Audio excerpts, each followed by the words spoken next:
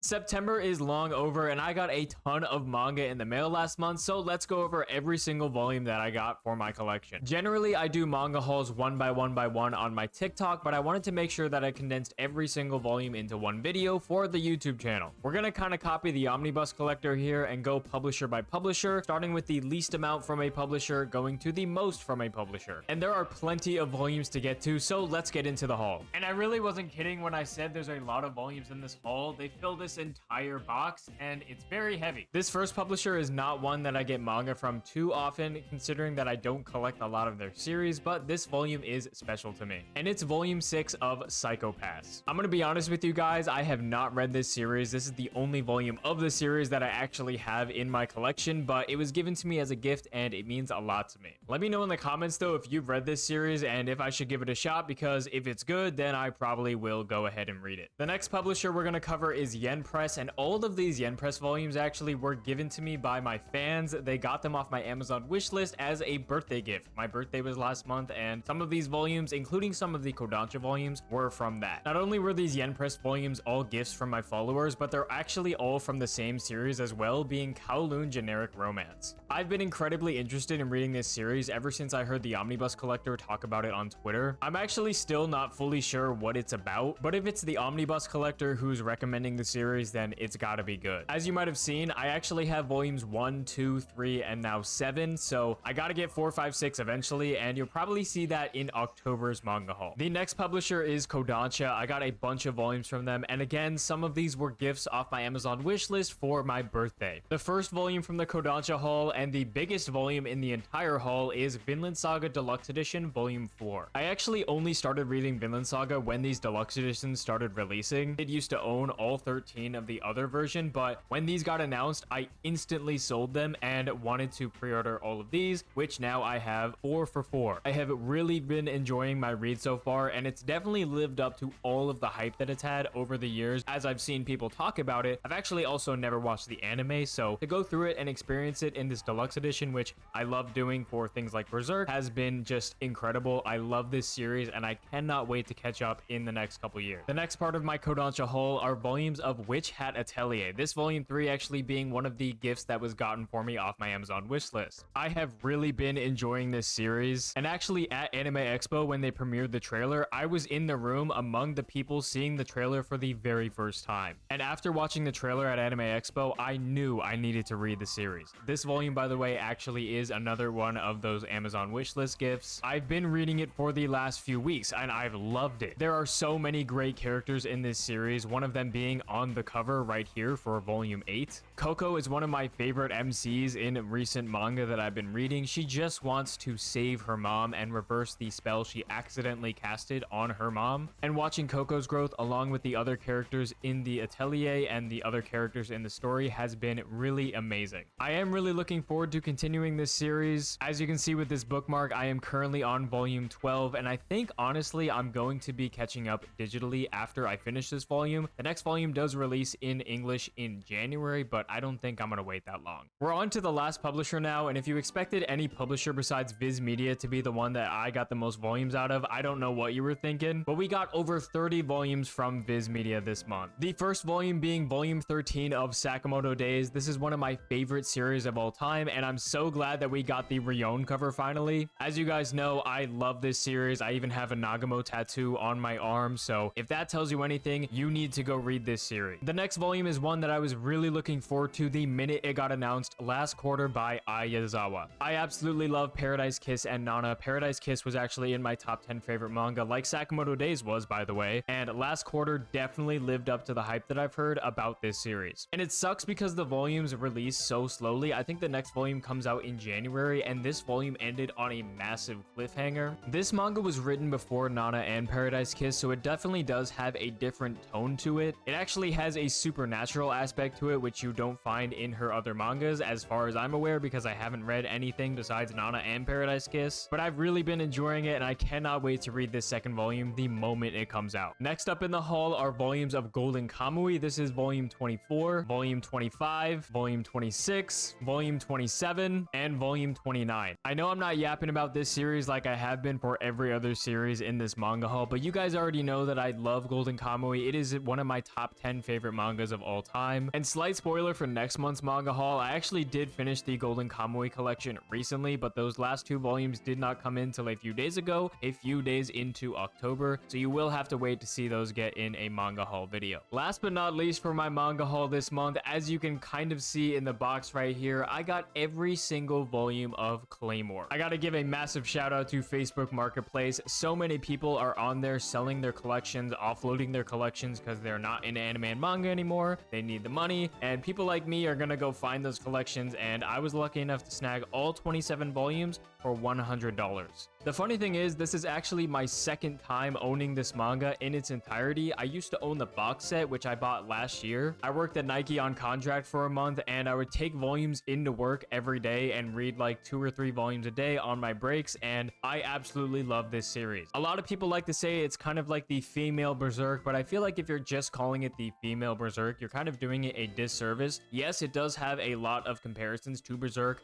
women fighting big monsters, right? But it's a lot more than that. It's about love, acceptance, growth. There's a lot of geopolitical issues going on and war going on within this series, and Claire, our main character, is just a badass. That is going to do it for the September manga haul. I hope you guys liked seeing all the volumes that I got in the mail this month. I will definitely be making one of these every single month, so make sure you stay tuned to the October one and all my future content coming down the pipeline.